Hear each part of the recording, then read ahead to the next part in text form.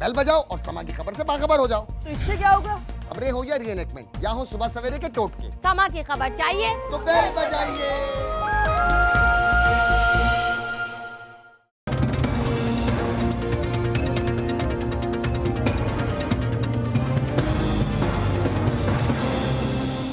I'm still a serving officer in the Indian Navy and will be due for retirement by 2022 as a commissioned officer in the Indian Navy.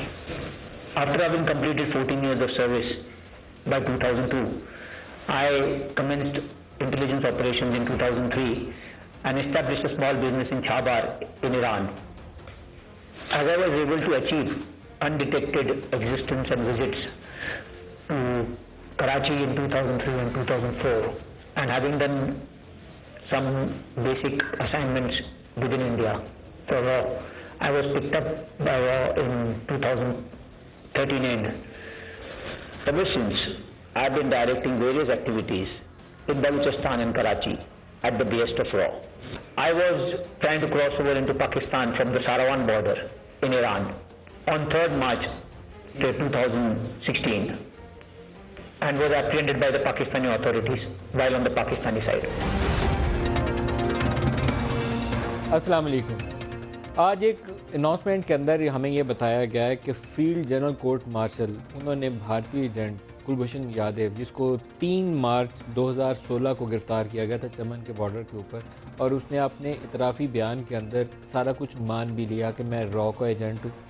اس کی جو serving officer ہے Indian navy کا، یہ بھی establish ہو گیا، details بھی پوری آگے کہ کمانڈر ہے، اور اس نے کہا کہ چابہار ایران کے اندر اس نے ایک کاروبار سیٹ کیا ہوا تھا، اور اسی کی آڑ کے اندر پاکستان کے اندر وہ دہشت گردی کا ایک نیٹ ورک رن کر رہا تھا، بلوچستان کے اندر بھی اور کراچی کے اندر بھی۔ اس کو آرمی چیف نے آج اس کی موت کی سزا کی توثیق بھی کر دی ہے۔ کیا اس کے اوپر آئندہ آنے والے دنوں میں حالات کے اوپر اثرات مرتب ہو سکتے ہیں؟ کیونکہ ماضی ہمارا ایسے بہت سے واقعات سے بھرا پڑا ہے۔ سربجیت سنگھ کشمیر سنگھ چھوڑ دیا تھا، اس نے انڈیا جا کے کہا کہ میں نے تو گیا اسی لیے تھا پاکستان میں دھماکہ کرنے کے لیے، انہوں نے پیچھے میرے بال بچوں کو نہیں پوچھا، بیوی میری لوگوں کے برتن مانج مانج کے کام کرتی رہی، اور وہ تو چھوٹ کے آ کے اس نے کہا انڈیا میں، یہاں وہ کہتے رہتے کہ نہیں یہ تو پاکستان نے پکڑ لیا، ایسی غلط فہمی میں یہاں آیا تھا اور لوگ انہوں نے اٹھا کے جیل میں بند کر دیا۔ اور بھی کئی لمبی لسٹ ہے، ہم سرچ کرنے بیٹھے تو بے شمار ایسے نام نظر آتے ہیں یہاں۔ ریمنڈ ڈیوس بھی ایک ہم نے پکڑا تھا لیکن اس کو ہم نے چھوڑ دیا تھا، اس نے 2 بندے بھی ہمارے مارے تھے، بہت کچھ جاسوسی بھی کی تھی لیکن اس کو ہم نے چھوڑ دیا تھا۔ اس کے اوپر کیا کریں گے؟ ہماری آفیشیل پوزیشن کیا ہونی چاہیے؟ ایک واقعہ ہوا تھا بامبے اٹیک کا، بامبے اٹیک کے بعد اجمل قصاب اس کو سزائے موت دی، انہوں نے ایک اسپیشل جج کو لگایا، انہوں نے بعد میں اپیل نے ساری خارج کی اور اس کو سزائے موت دے دی۔ اس معاملے میں کیا سلوک ہونا چاہیے؟ جو شخص خود ویڈیو کے اوپر کنفیس کر رہا ہے کہ ہاں میں یہ کام کر رہا تھا اور اسی کام کے لیے پاکستان آیا تھا، یہ ایک موضوع ہے۔ دوسرا موضوع یہ ہے کہ آصف علی زرداری صاحب اور پاکستان پیپلز پارٹی وہ رہنما 2-3 سال سے جو زیر اطاعت تھے، ڈاکٹر عاصم ہوں، ایان علی ہوں، ایان علی پیپلز پارٹی کے لیڈر تو نہیں ہے لیکن براہ راست ان کا رشتہ ناتا پیپلز پارٹی سے ہی جوڑا جاتا ہے، شرجیل میمن پاکستان میں آمد ہی ممکن نہیں تھی۔ اسی طریقے سے حامد سعید کاظمی، ان کو کہا جاتا تھا حاجیوں کو بھی نہیں چھوڑا، حاجیوں کو بھی لوٹ لیا۔ تو یہ 4-5 اتنے بڑے نام جن کے اوپر ایسے مقدمات تھے، کاظمی صاحب جو تھے وہ 16 سال کی ان کو سزا ہوئی تھی، وہ بھی بری ہو گئے، باقی لوگ بھی چھوٹ گئے یا چھوٹنے کی سٹیج کے قریب آ گئے۔ عزیر بلوچ کہتے تھے 150 بندے کو مار دیا، اس کے پاس ایرانین پاسپورٹ برآمد ہوا اور اس کے اوپر بھی ایک مقدمے میں ضمانت ہوگی، باقیوں کے اوپر کیا حل ہوگا معلوم نہیں۔ ایک طرف یہ سچویشن ہے جس سے بڑی تقویت ملتی تھی اس بات کو کہ زرداری صاحب کی ایک N R O arrangement establishment کے ساتھ بڑی ویل سیٹلڈ ہے اور 1 بائی 1 ان کے بندے چھوٹ رہے ہیں۔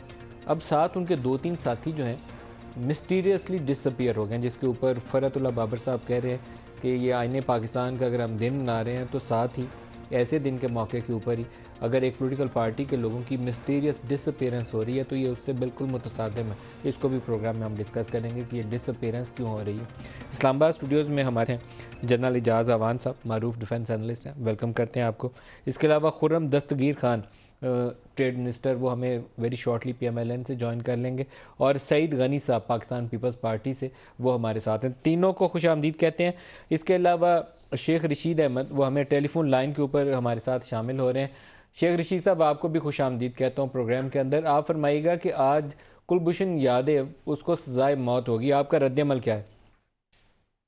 دیکھیں، جاسوسوں کو سزائے موت ہوتی رہتی ہے دنیا میں، یہ کوئی پہلی بات نہیں ہے، اور یہ کوئی تاریخ کا حصہ نہیں ہے کہ یہ کوئی بڑی انہونی بات ہوئی ہے. اس کا سارا ریکارڈ پہلے دیا گیا ہے ساری امبیسیز میں اور یو این میں اور سب لوگوں نے. اصل مسئلہ یہ ہے کہ آج قوم سے خطاب کرنا چاہیے تھا نواز شریف صاحب کو.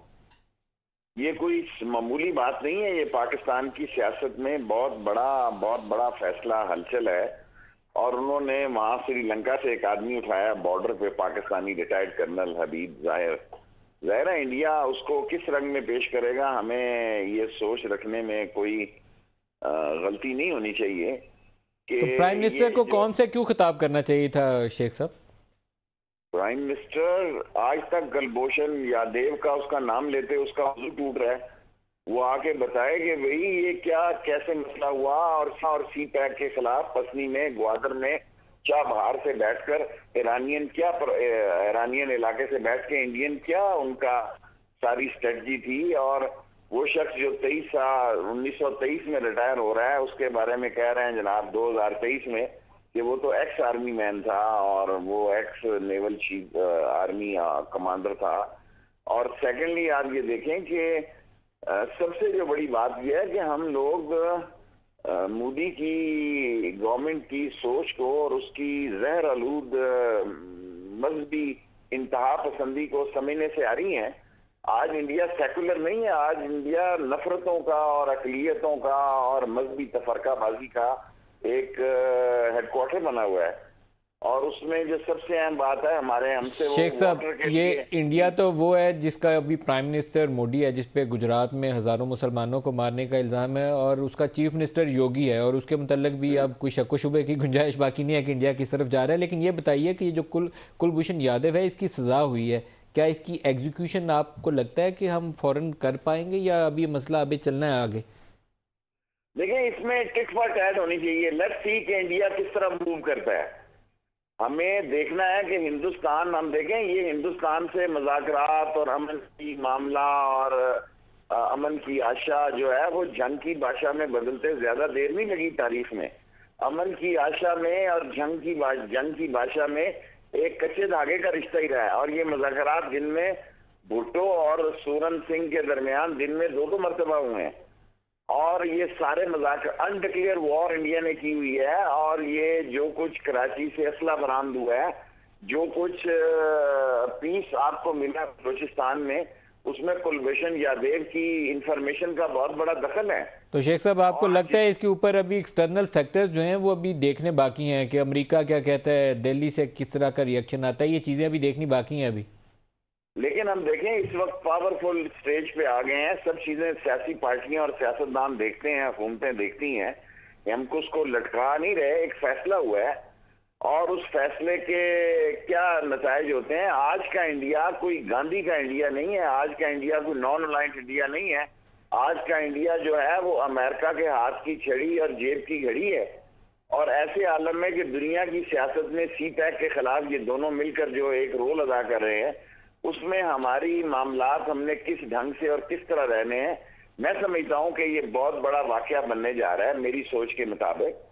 اور میں نے جیسے آپ کو کہا کہ یہ حبیب ظاہر, کیا نام ہے اس کا, سری لنکا سے جو انہوں نے کرنل ریٹائرڈ حبیب, کرنل حبیب ظاہر جو ہے, اس کیس کو یہ لے کے جائیں گے. شیخ صاحب ایک سوال کا اور جواب دے دیں پھر میں آپ کو خدا حافظ کروں گا. زرداری کے سارے ساتھی چھوٹ گئے, زہر بلوچ صاحب کی انہوں نے رہائی کر دی, اب 3 بندے جو غائب ہو گئے ہیں وہ کس چکر میں غائب ہو گئے ہیں, یہ کیا کہانی کیا ہو رہی ہے؟ میرا خیال ہے کہ جو صورتحال رحیل شریف کے ساتھ تھی زرداری کی, وہ موجودہ کمانڈ اینڈ کنٹرول کے ساتھ نہیں ہے, کیونکہ اس کے دور میں یہ داخل نہیں ہو سکے رحمان ملک کی پوری کوششوں کے باوجود.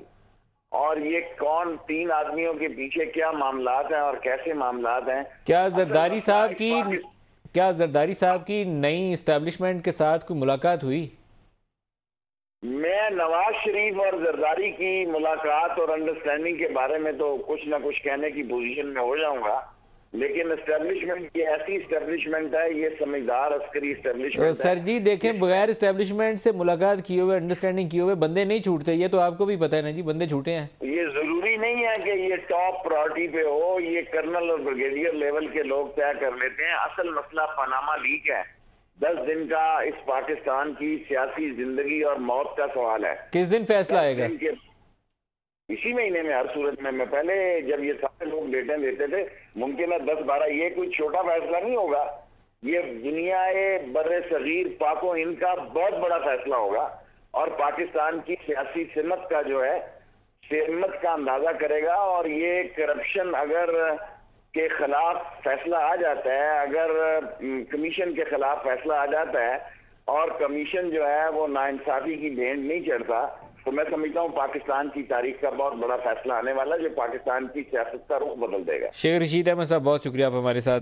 जनरल एजाज साहब, कुलभूषण यादव से स्टार्ट करते हैं। फील्ड जनरल कोर्ट मार्शल, ये क्या कवानीन के ऐन मुताबिक है कि एक स्पाई जिसको पकड़ा जाए उसको field general court martial try करे और सजा दे? ऐसा ही तरीका होता है दुनिया में? बिल्कुल, ये लीगल तरीका है। और field general court martial under Pakistan army act section 59 and section 3 of official secret act के तहत ये इसको कॉन्स्टिट्यूशनल कवर है, पाकिस्तान के तमाम कवानीन का कवर है और ये एक बिल्कुल लीगल और फेयर तरीका है ट्रायल का। वकील का हक मिलता है? वकील का हक मिलता है, उनका वकील मिला उसको था, वकील का हक भी मिला और अब उनको अपील का हक भी है।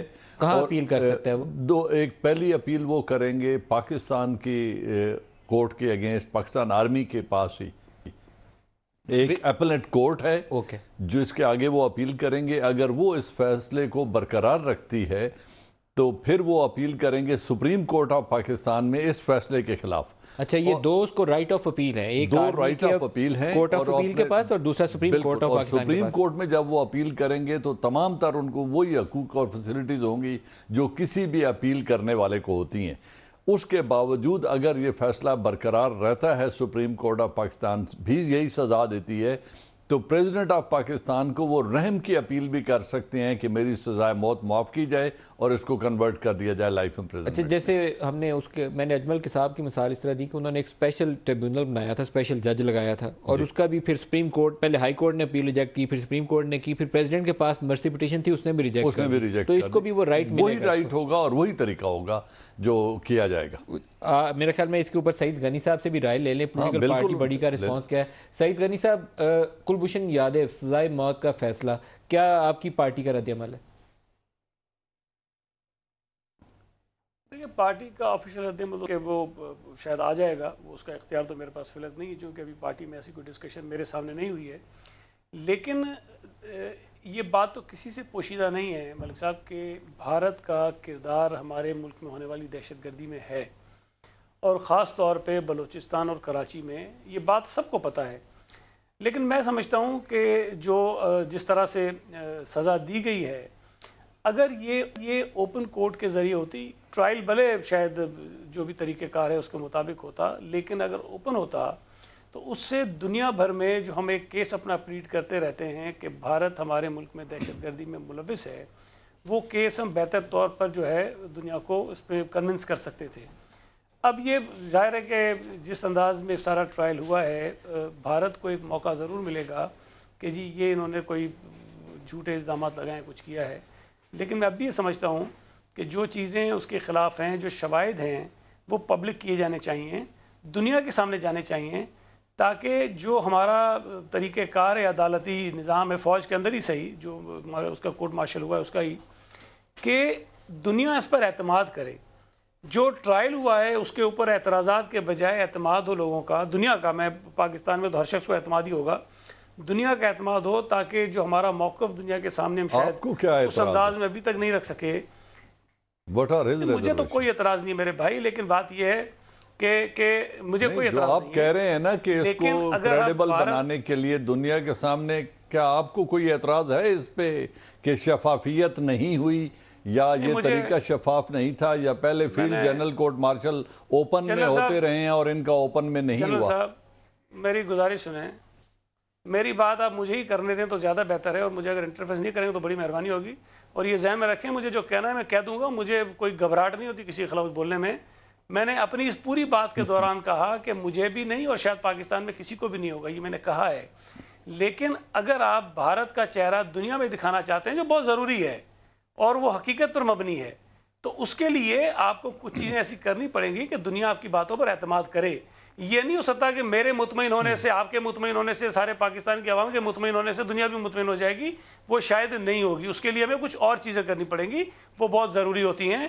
بھارت کا کردار ہے، آپ کے پاس شواہد ہیں، آپ نے بندہ پکڑا ہے، اس کے خلاف ثبوت موجود ہیں، تو زیادہ مناسب ہوگا کہ اس کا چہرہ دنیا کو چاہوں گا. کلبھوشن یادیو کو سزائے موت کا فیصلہ ہوا. حکمران جماعت فارمل کوئی آفیشیل پوزیشن اس کے اوپر کیا رکھتے ہیں آپ؟ جی جب ایٹمی دھماکوں کا جواب دینا تھا تب بھی پی ایم ایل این کی گورنمنٹ تھی.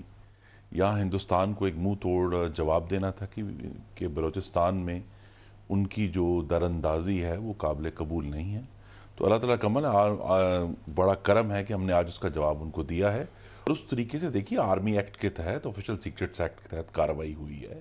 تو ایک اس میں while not reading too much into it, لیکن بہرحال پاکستان نے اپنی سرحدوں کا دفاع کرنا ہے اور ہم نے دفاع کیا.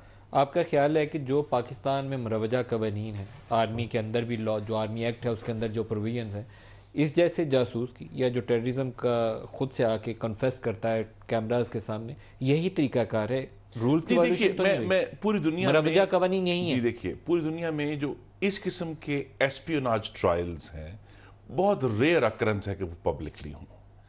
کیونکہ اور جو ہم دیکھتے ہیں مغرب میں اگر ایسے ٹرائلز ہوتے بھی ہیں ان کورٹ، سول کورٹس میں تو وہ کلوزڈ ہوتے ہیں. They are not open to the public, not to open to the media, کیونکہ بہت ساری ایسی ایویڈنس ہوتی ہے جو پبلک نہیں ہو سکتی اور it has to be shown just to the جج.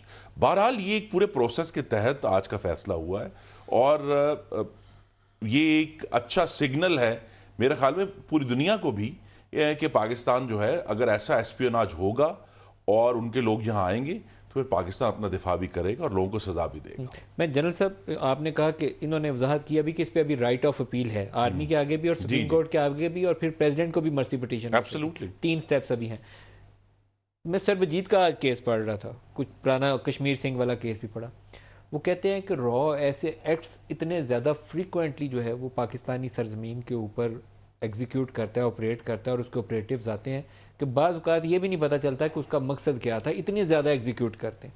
ٹیررزم ہو، آپ کی جاسوسی ہو، آپ کی انسٹالیشنز کے متعلق انفارمیشن لینی ہو. تو کیا ہم روکنے میں کامیاب ہو جائیں گے ان واقعات کو؟ کی جو پاکستان کے اندر مداخلت ہے، در اندازی ہے، کیا اس کے آگے بند باندھنے میں کامیاب ہو جائیں گے؟ دیکھیے جو پہلے انڈیویجول کیسز ہوتے رہے ہیں یا جو ایجنٹ ہمسیلف ہوتا ہے چھوٹا، کبھی پاکستان کے اندر سے وہ لوگ ہائر کرتے ہیں، تمام انٹیلیجنس ایجنسیز دنیا میں کرتی ہیں ایسے کہ دشمن کے ملک کے اندر سے آدمی ہائر کریں یا اپنے آدمی پینیٹریٹ کریں انڈر کور. جو آدمی خود دہشت گردی کے لیے آتا ہے وہ ایک بات ہوتی ہے، اور جب ایک state sponsor terrorism of the rank of a kernel اور کا سرونگ آفیسر خود آ کے ایجنٹ ہینڈلر اس ملک میں آ جائے اور پورے ایک نیٹ ورک کو آپریٹ کرے، تو وہ اسٹیٹ سپانسر ٹیررزم کی ایک انتہائی گھناؤنی صورت ہے. اور یہ ایک بڑا بولڈ سٹیپ تھا ان کی طرف سے کہ اسٹیٹ خود انوالو ہے، ان کا سرونگ آفیسر ہے اور بذات خود وہ ملک کے اندر موجود ہے اور یہاں بیٹھ کے وہ سیبوٹاج کر رہا ہے. اور جو ابھی بات کر رہے تھے غنی صاحب، اس آدمی نے یہ سٹیٹمنٹ ان کیمرہ دی اور پوری قوم نے دیکھی. اس کی کنفیشن سٹیٹمنٹ ہے میجسٹریٹ کے سامنے. ہی ہیز گیون کنفیشن کہ میں کرنل ہوں، کرنل رینک کا ہوں، نیول آفیسر ہے، وہ کمانڈر جو کے ساتھ کام کر رہا ہے، اور اب بھی وہ کے ہے، اور اس نے اس بریگیڈر کا نام لیا کا، جو ان کو ڈائریکٹ کر رہا تھا تمام آپریشنز کو. تو اتنی شواہد ملنے کے بعد اس میں کوئی ڈاؤٹ کا ایلیمنٹ نہیں رہ جاتا کہ India state sponsor terrorism Pakistan کے اندر کرا رہا ہے. کراچی میں اور بلوچستان میں 2 صوبوں میں یہ اس نے اپنی کنفیشن سٹیٹمنٹ دی. اب اس کو جس طریقے سے، میری ذاتی رائے میں جس طریقے سے ہمیں پروجیکٹ کرنا چاہیے تھا اس طرح ہم نے نہیں کیا. کس کو کرنا چاہیے؟ گورنمنٹ آف پاکستان کو. جب اس کے بعد کیا کرتی گورنمنٹ آف پاکستان؟ میں آپ کو بتاتا ہوں جو میری سمجھ میں ہے. 3 موقعوں پر پرائم منسٹر آف پاکستان کی نریندر مودی سے ملاقات ہوئی.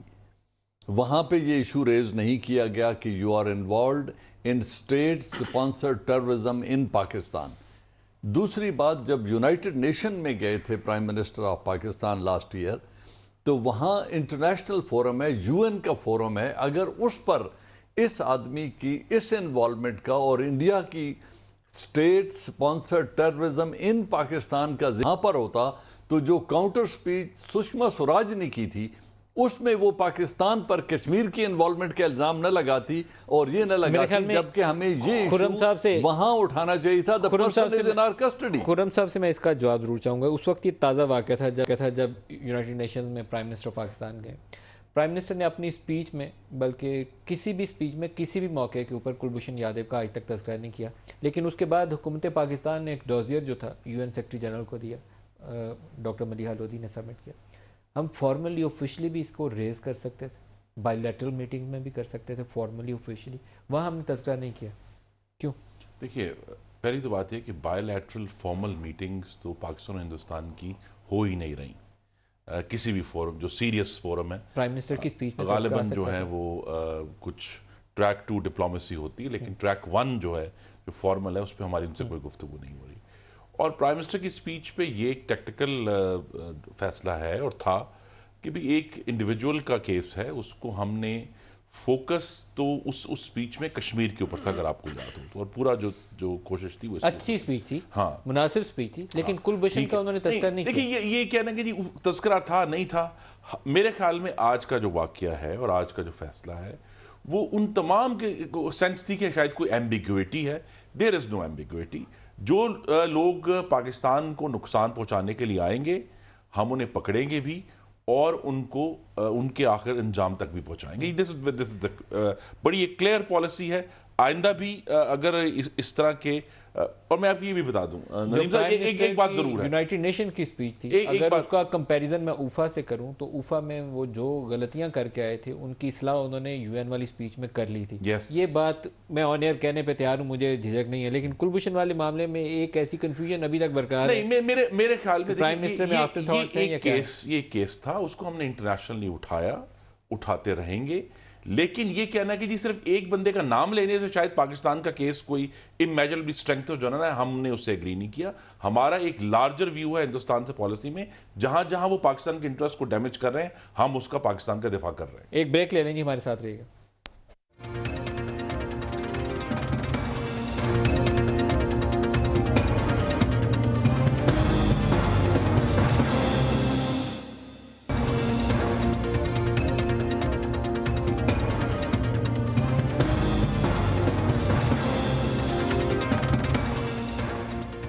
پروگرام میں دوبارہ خوش آمدید کہتے ہیں. سعید غنی صاحب, ایک اس سارے معاملے کے اندر جب ہم انڈیا پاکستان کے اندر ٹیررزم کے واقعات, دوسرے ممالک کی پاکستان کے اندر دہشت گردی کی کارروائیوں میں رول, اس کے اندر ایک مسنگ لنک ایک فلی امپاورڈ طاقتور فارن منسٹر کا ہے جو ابھی تک پاکستان کے اندر موجود نہیں ہے. شاید وہ ڈیسیژن میکنگ جو ایک میرے خیال میں بااختیار وزیر خارجہ لے سکتا ہے, اس کی جگہ کوئی دوسرا شخص نہیں کر سکتا وہ فیصلہ. ملک صاحب, یہ بات تو ہم کئی دنوں سے کہہ رہے ہیں اور مجھے نہیں سمجھ آتا کہ حکومت کو اس میں پرابلم کیا ہے. ان کے پاس تقریباً 2/3 کے قریب میجورٹی ہے قومی اسمبلی میں, سینٹ میں ان کے اچھے خاصے ممبرز ہیں. اگر ان میں بھی کوئی پسند نہیں آتا تو پھر بھی کسی اور کو یہ الیکٹ بھی کروا سکتے ہیں, سینٹ کی سیٹ پر بھی لا سکتے ہیں, نیشنل اسمبلی کی سیٹ پہ بھی لا سکتے ہیں. اب انہوں نے سرتاج عزیز صاحب کو ایڈوائزر لگایا ہوا ہے. مجھے تو سمجھ نہیں آئی کہ ان کو سینٹ میں الیکٹ کرا کے ان کو کیوں نہیں منسٹر بنا دیا, اگر آپ کہتے ہیں جی وہی کام کر رہے ہیں. دنیا میں جب آپ کا ایڈوائزر جائے گا اور جب آپ کا فیڈرل منسٹر جائے گا تو پروٹوکولز کا بڑا ایشو ہوتا ہے.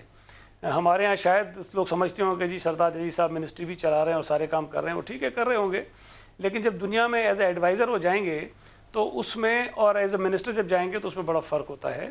اور یہ بات سب کو محسوس کرنی چاہیے. باقی چیزوں کو چھوڑ دیں, دنیا میں آپ کے کیا کیا ایشوز ہیں, لیکن اس سے سب سے جو خطرناک بات یہ ہے کہ انڈیا پوری دنیا میں پاکستان کو آئسولیٹ کرنے کے لیے بہت سرگرم ہے, اور بہت سارے معاملات ان پتہ نہیں کہاں سے کہاں انہوں نے پہنچا دیے ہیں. اور یہی بات جو میں پہلے تھوڑی کہہ رہا تھا, جو شاید جنرل صاحب کو میری بات بری بھی لگی, کہ دیکھیں ایک سینئر فوجی آفیسر کا پکڑا جانا ایک ریئر کیس ہے. آپ کو پاکستان میں کئی پاکستانی مل سکتے ہوں گے جو کسی اور ملک کے لیے کام کر رہے ہوں گے, کوئی چھوٹے موٹے سپاہی کی سطح کا کوئی آدمی مل جائے گا, کچھ مل جائے گا, لیکن کرنل کی لیول کا بھارتی شہری آپ کو مل جائے اور اس سے ہم دنیا کے سامنے اگر اپنا کیس اسٹیبلش نہ کر سکیں تو اس سے بڑا فیلئر میری رائے میں آپ کا کوئی ہو نہیں سکتا ہے. تو یہ ایک اچھا موقع تھا. اگر ہمارا اس میں ایک بڑا اہم معاملہ ہے تو شاید جو بڑا اہم ایشو ہے میری ابتدا یہ امپریشن درست نہیں ہے کہ ہم اپنا کیس اسٹیبلش نہیں کر سکے.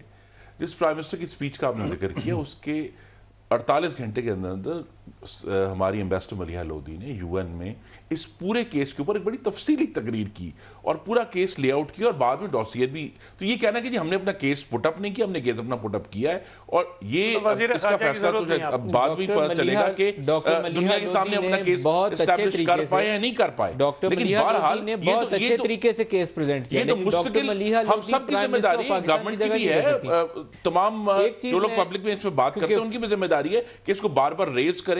ہندوستان کے ساتھ جو بھی ابھی تک ان کا نام لینا ہے اپنے منہ سے نہیں, دیکھیں یہ تو ایک فکسیشن سی ہو گئی ہے. میں سمجھتا ہوں کہ ہمیں اس فکسیشن سے باہر آنا چاہیے. ایک سوال جس سے میں نے سعید غنی صاحب سے پوچھا, وزیر خارجہ کا, انہوں نے کہا کہ انڈیا نے ہمیں بہت نقصان پہنچایا. ابھی ایک ریسنٹ ایپیسوڈ چل رہا ہے, پرائم منسٹر نے پرسوں اپنے وزراء کو, ریڈیو پاکستان نے خبر جاری کی کہ منع کیا ہے کہ جنرل راحیل شریف کے خلاف بیان بازی مت کریں. جنرل راحیل شریف کو آپ نے الائنس کا سربراہ لگانا ہے یا نہیں لگانا, یہ حکومت پاکستان فوج نے مل کے ایک اسٹریٹجک ڈیسیجن لینی ہے. لیکن کیا ہوا اسی عرصے میں, آپ کے نریندر مودی نے جا کے سعودی عرب کے اندر, آپ کی گلف اسٹیٹ کے اندر, وہ ممالک جن کو ہم یہاں سینے کے ساتھ رکھتے تھے, ہماری ایک انوائرمنٹ کریٹ کر دی. یہاں آپ کا فارن منسٹر چاہیے تھا, وچ از مسنگ.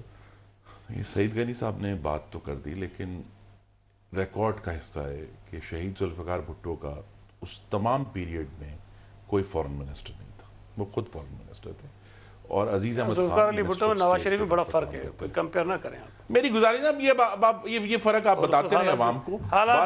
یہ کہنا کہ جی فارن نواز شریف سے تو نہ ملا ہے نا, نواز شریف وزیر خارجہ اور بھٹو وزیر خارجہ تھے, تو دیکھیے آپ سمجھتے ہیں فرق ہی نہیں. سعید غنی صاحب میری بات سن لیں, میری استدعا, اور وہ یہ ہے کہ اس سن رہا ہوں لیکن آپ کو درست کرنا پرائم منسٹر کی پرسنل موومنٹ کی وجہ سے جو انہوں نے ایفرٹ کی ہے, ایک بڑا شفٹ ہوا ہے جس کو لوگ ہم نوٹ کر رہے ہیں کہ پاکستان کا چائنا کے ساتھ تعلق تو تھا ہی, لیکن رشیا کے ساتھ ایک بہت میجر اوپننگ ہوئی ہے, اور اس میں ایک ہسٹوریکلی جس کا پاکستان کے ساتھ تعلق نہیں تھا. نہ صرف ملٹری ایکسرسائزز ہوئی ہیں, انیشیٹو کسی اور کی طرف جاتا ہے اس کا. آپ دیکھیں یہ تو اب یہ ایک اور کھیل ہے. بات یہ ہے کہ اگر پرائم منسٹر 5 جون 2013 کو وزیر اعظم بنے تھے, اس کے بعد یہ نہیں ہو سکتا کہ اگر ڈسکریڈٹ والی بات ہو تو آپ ساری ان کے کھاتے میں ڈال دیں, اور جب کریڈٹ آئے تو کسی اور کا تھا. اگر ڈسکریڈٹ دینا ہے تو کریڈٹ بھی دیں, اگر ڈسکریڈٹ نہیں دینا تو کریڈٹ. آپ ڈسکریڈٹ مان لیں, پھر ہم آپ کو کریڈٹ. نہیں, ہم تو مانتے ہیں. دیکھیں ہم نے ڈسکریڈٹ مان لیا, جو ذمہ داری پاکستان کے عوام نے ہمیں دی ہے, ہم اپنی پوری کوشش کر رہے ہیں کہ میں غنی صاحب سے پوچھتا ہوں جی, پھر قانون کے مطابق اس کو نبھائیں. اس میں 1000 ہو سکتا ہے, but as I said if you give us discredit you will also have to give credit. اگر آپ نے کریڈٹ نہیں دینا پھر ڈسکریڈٹ بھی نہیں ہوگا. ذوالفقار علی بھٹو اور نواز شریف کا کمپیریزن. دیکھیں ملک صاحب, ایک تو مجھے لگ یہ رہا ہے کہ یہ ساری اپنی بات کو دلیل دے کے ثابت کرنا چاہتے ہیں کہ ان کو وزیر خارجہ کی ضرورت نہیں. نہ بنائیں, یہ ان کا مسئلہ ہے, ان کی حکومت ہے, چاہے کسی وزیر کو نہ بنائیں. لیکن یہ حقیقت ہے کہ انہوں نے وزیر دفاع بھی نہیں لگایا تھا, انہوں نے وزیر قانون بھی نہیں لگایا تھا. وہ تو بھلا ہو سپریم کورٹ کا, تو انہوں نے کہا جی ہم بلا لیں گے, تو پھر انہوں نے مجبوری میں وزارت دفاع جو ہے وہ خواجہ صاحب کو دے دی اور وزارت قانون پرویز رشید کو دے دی تھی. آپ کو کسی یاد ہے نا, تو یہ سپریم کورٹ کسی دن کہتے ہیں وزیر خارجہ کو بلا لیں گے, یہ وزارت خارجہ بھی کسی کو دے دیں گے. تو یہ بحالت مجبوری بنا لیتے ہیں. لیکن بنیادی چیز سمجھنے کی یہ ہے, ذوالفقار علی بھٹو صاحب کے دور میں مجھے یاد نہیں ہے کب منسٹر آیا تھا, میں آ رہا ہوں, اسی پہ آ رہا ہوں. دیکھیں ذوالفقار علی بھٹو پاکستان کی تاریخ کے کامیاب ترین وزیر خارجہ رہے ہیں. اچھا, ان کا جو عبور تھا, ان کا جو میں سمجھتا ہوں کہ جو ایکسپرٹیز تھی سب سے زیادہ تھیں, تو وہ فارن افیئرز میں تھی. نواز شریف صاحب کو یہ ایڈوانٹیج حاصل نہیں ہے, تو یہ بات انہیں تسلیم کرنی چاہیے. اور حالات اس وقت کے مقابلے میں آج جتنا پاکستان آئسولیٹڈ ہے دنیا میں, شاید ہمیں زیادہ ضرورت ہے. لیکن بہرحال یہ ان کا مسئلہ ہے, ان کے درد سری ہے. یہ بات پہ دلیلیں دے دے کہ یہ ثابت کرنا چاہتے ہیں کہ وزیر خارجہ کی ضرورت نہیں, ان کی مرضی نہ لگائیں.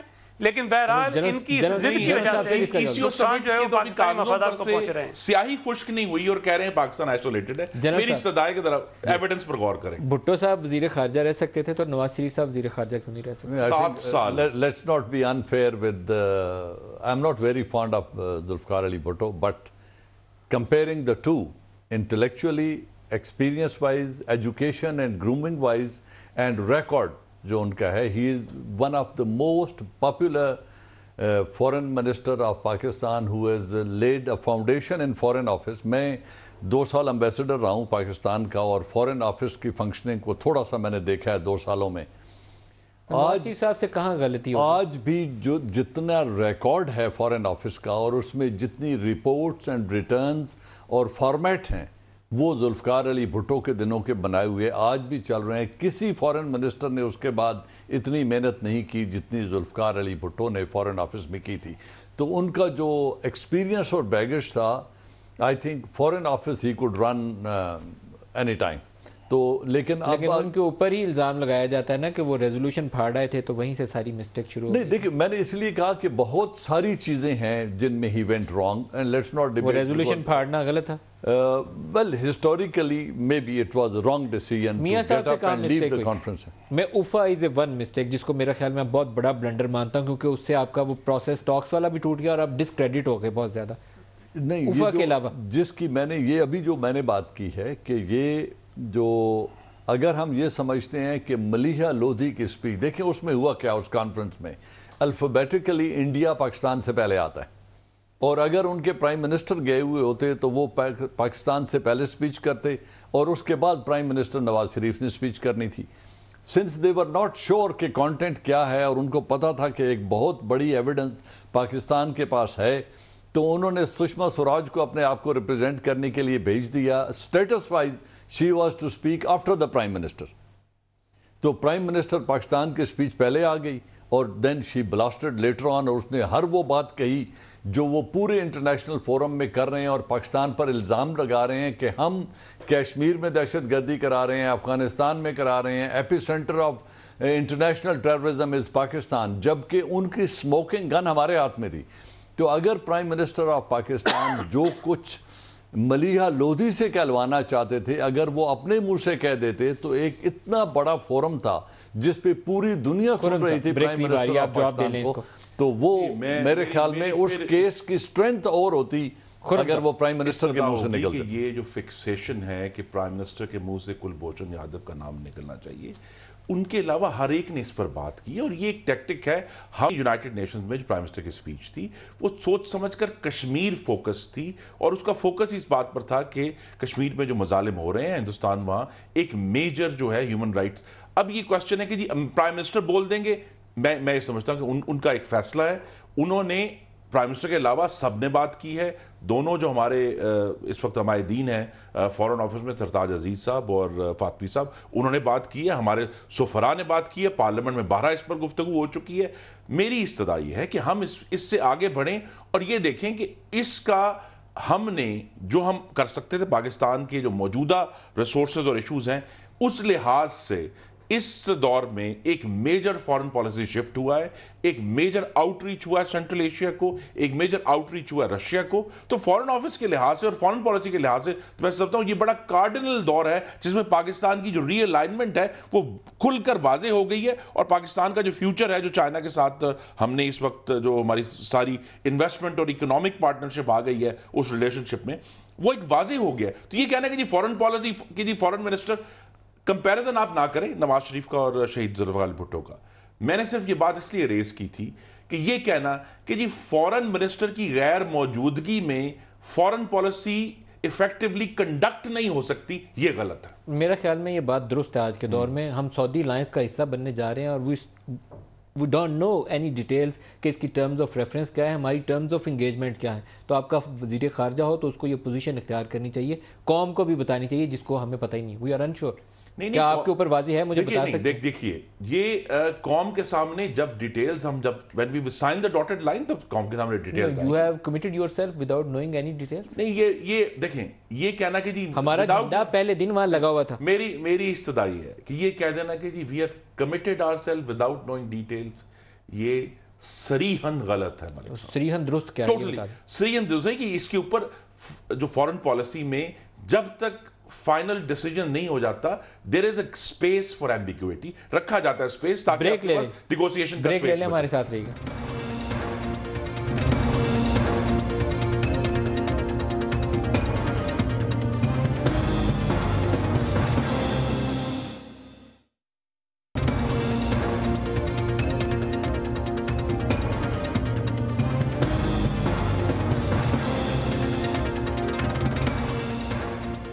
Welcome back. سعید غنی صاحب, کچھ ڈس اپیرنس, کچھ لوگ لاپتہ ہو گئے زرداری صاحب کے قریبی, اور 4-5 بڑے نام جن کے 2-3 سال سے رہائی نہیں تھی ہو رہی, ان کی رہائی ہو گئی. تو کچھ عجیب و غریب ڈیولپمنٹ ہے. ہمارا تاثر, سب کا تاثر یہ تھا کہ زرداری صاحب نے انڈرسٹینڈنگ ڈیولپ کر لی اسٹیبلشمنٹ سے. اب یہ ڈس اپیرنس 2-3 لوگوں کی ہو گئی, یہ کیوں ہو گئی؟ دیکھیں ملک صاحب, ایک تو ہم اس وقت بھی کہہ رہے تھے کہ ڈاکٹر عاصم اور دیگر جن لوگوں کے اب نام لے رہے ہیں, خاص طور پر کاظمی صاحب, اگر ان کو کچھ عدالتوں سے ریلیف ملا ہے تو اس کا ایک پہلو یہ بھی ہے کہ ان کے اوپر الزامات غلط تھے اور انہوں نے سزائیں بھگتی ہیں غلط الزامات میں. لیکن ابھی جو ڈس اپیرنسز ہیں وہ میں سمجھتا ہوں کہ انتہائی باعث تشویش بات ہے, اس لیے کہ وہ 2 افراد خاص طور پہ جو اشفاق لغاری ہیں اور مری صاحب ہیں, وہ آصف علی زرداری صاحب کے قریبی سمجھے جاتے ہیں, جانے جاتے ہیں. اور یہ میں یقین سے کہہ سکتا ہوں کہ وہ کسی ریزن نے اغوا برائے تاوان کے لیے ان کو اغوا نہیں کیا ہے. جس طرح سے ان کی ڈس اپیرنسز ہوئی ہیں, تاثر یہ ہے, اب چونکہ نہیں دیکھیں لگتا یہ ہے, میں یقین سے تو نہیں کہتا ہوں, لیکن جس طرح اٹھے ہیں یہ سیکیورٹی ایجنسیز کا ہی کام ہو سکتا ہے. عام جو ریزن ہے وہ اس طرح نہیں اٹھاتے ہیں, اور یہ جس تواتر کے ساتھ 1-2-3 کے چیزیں ہوئی ہیں, میں یہ کہتا ہوں کہ اس سے جو تاثر ابھر رہا ہے اور جو ہمارے ذہنوں میں چیزیں پیدا ہو رہی ہیں وہ بہت بری ہیں. اس لیے کہ آج بھی اگر یہ تاثر تقویت پکڑ جائے کہ ہمارے اداروں کی مداخلت ہو رہی ہے اور پیپلز پارٹی کو کمزور کرنے کی یا انتخابات میں ہروانے کی, یا پیپلز پارٹی جو ایکٹیویٹیز اپنی بڑھا رہی ہے پنجاب میں اس کو روکنے کی کوئی کوشش ہو رہی ہیں, تو یہ بڑی بری بات ہے. اس طرح ہونا نہیں چاہیے. اگر کسی بھی شخص کے اوپر کوئی الزام ہے, کسی کے خلاف کوئی شواہد ہے, واضح کر دیں, پھر مجھے جواب لینے میں آسانی ہو جائے گی.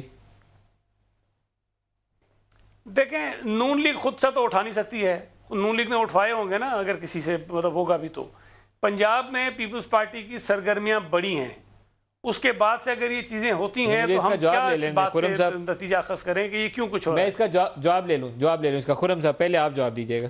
جی, کہ پورا ملک تمام سیاسی جماعتوں کے لیے کھلا ہے, پنجاب کا ایک ضلع ان کے لیے کھلا ہے.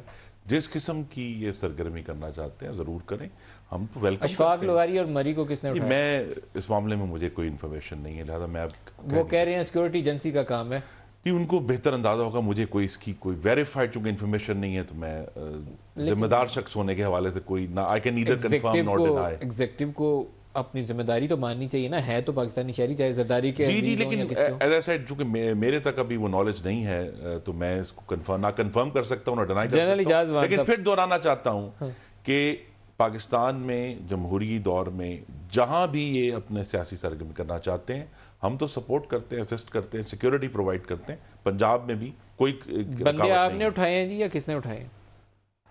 دیکھیے اس ملک میں نمبر آف انٹیلیجنس ایجنسیز ہیں اور اس طرح کی انویسٹیگیٹو ایجنسیز جو کام کر رہی ہیں, تو جب تک وہ سامنے نہیں آتے اشخاص, اس وقت تک کوئی بھی آدمی, it is a guess work, آپ گیس کریں یا میں کروں یا خرم صاحب کریں, کوئی بھی آدمی گیس کر سکتا ہے, کسی کی طرف بھی فنگر پوائنٹنگ ہو سکتی ہے.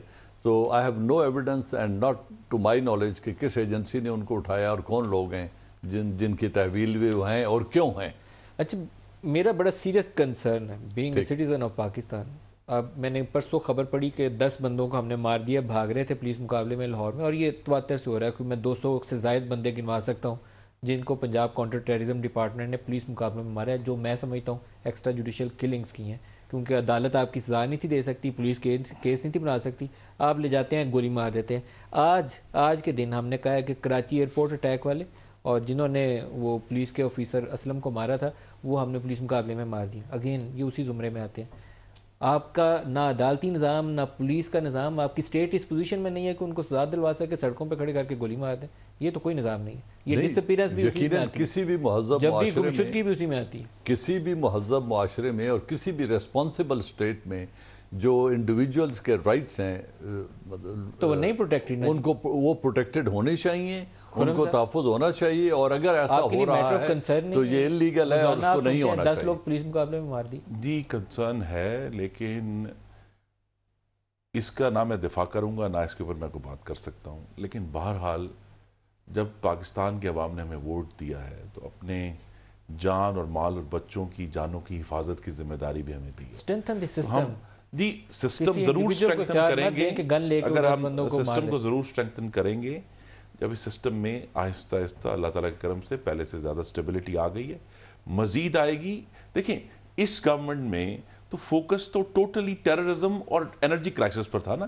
یہ جو ریفارم کے ایشوز ہیں انشاءاللہ میرے خیال میں اگلی حکومت جو پاکستان کے عوام منتخب کریں گے اگلے سال وہ اس کے اوپر ضرور فوکس کریں خرم گے. دستگیر صاحب، سعید غنی صاحب اور جنرل صاحب بہت شکریہ آپ ہمارے ساتھ رہے. آج کے لیے اتنا ہی اجازت دیجیے. خدا حافظ.